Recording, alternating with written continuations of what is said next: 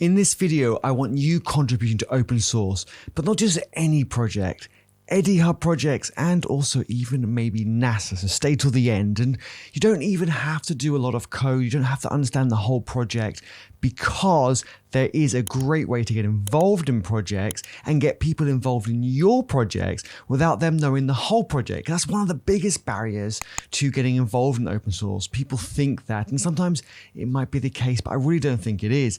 Let me explain more. Let me take the Good First Issue Finder project written by Carl in Svelte in the EddieHub community. And I'm not going to take you through the whole project, but I'm going to show you something really interesting, and more projects are doing this, and NASA is doing this too, and I will show you. So this project I have got in VS Code. I've cloned it locally, and we've got a test file here. If you look in the test directory, we have a test file. We have got only one test written, and you can see it's actually got the assertions in that test.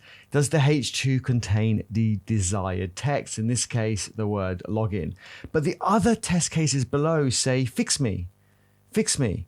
So they're not done yet. And if you look at them, let's take the next one, for example. It says login button contains the desired text. Navigate to the login page and check the button contains a text. So you don't even need to know what the whole project does. You just need to know if you go to the login page, is the right text appearing in the button. So let's bring it up in the browser. And if we go to the browser here now, you can see it. So this one is what the first test was already written. And if I inspect it, I'm pretty sure it's going to say it's a H2. As you can see, it's H2. And if I go back to the test, it gets the content from H2 and checks that it says that it's the login. So that's green. And let me prove that to you. So if I go to the terminal and if I run the test, you're going to see with Playwright, which is a great tool by Microsoft, it's going to run in 3 different browsers, WebKit, Firefox, and Chrome.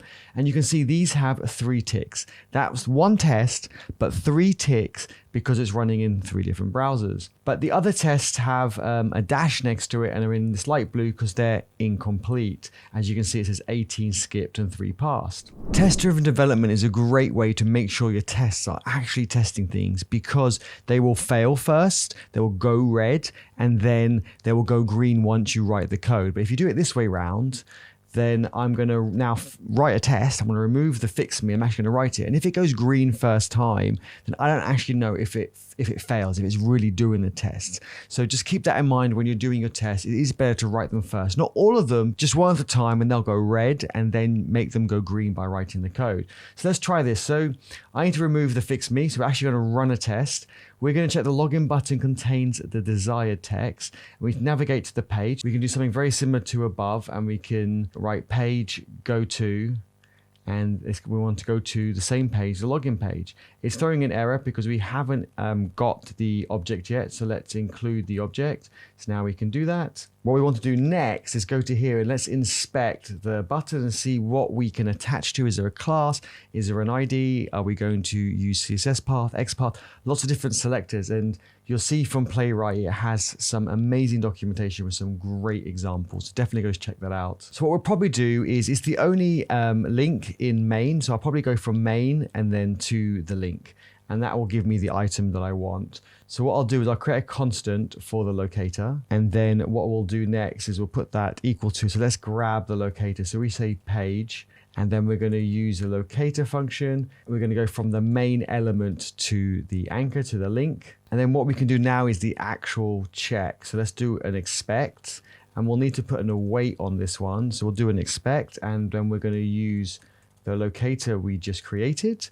And then we're going to check that it has the attribute href of the place we want it to go. So if I go back here, I can copy and paste the path, and there we go, we've got this. And so I want to hit save. We're not actually checking the text, so I've done it slightly differently, but you know, I want to get you to do it the right way. But still, this is a good test. When you click it, is it going to the right place? So let me run the test. Let me clear the terminal and run the test. And we could see it hopefully goes green, but we're not finishing just there. Yes, there are more tests. I'm not talking about that, but specifically on this test, we're not finishing because we've now got 15 skipped, and I'm not going to do any more tests, but this has gone green. But did I write a good test? Is it always going to be green? If I remove that button on the page in the HTML, would this still go green? There's only one way to check. Well, there's two ways to check. One is do test-driven development, but as the code is already written, we can't do that now. So the next thing to do is actually break it. So I want to put, say, log-in. I'm going to hit save, and I'm going to clear the console, and I want to run it again, and hopefully it will go red, and it shows that our test is actually doing the check that we want it to do. Fingers crossed. It's taking a moment longer, so it is thinking. I think it's giving a chance for the element potentially to appear, but it has timed out, and it couldn't find the element, so it has failed. There you go. See, received. It even tells you what it did receive and what we were expecting. So that is how you write a test. And there are more and more projects doing this fix me to, again, include more people in the project. This is a great way to find good first issues. I'm thinking we might need a specific issue label on GitHub that people can search for. You've given me a great idea, so thank you so much for pairing with me on this. This has been great fun. But I did promise you some information about NASA, so let's go back to the browser and let's have a look. And in the NASA organization on GitHub and on their project OpenMCT, they actually have the end-to-end testing initiative, and you can actually get started and get contributing to NASA.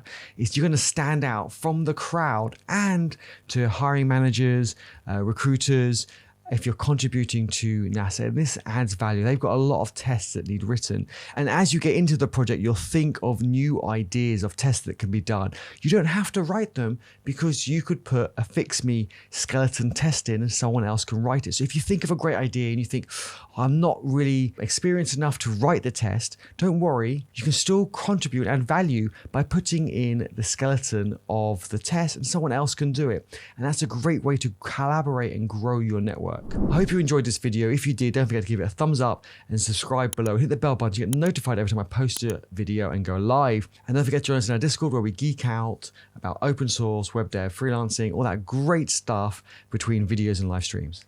I'll see you there.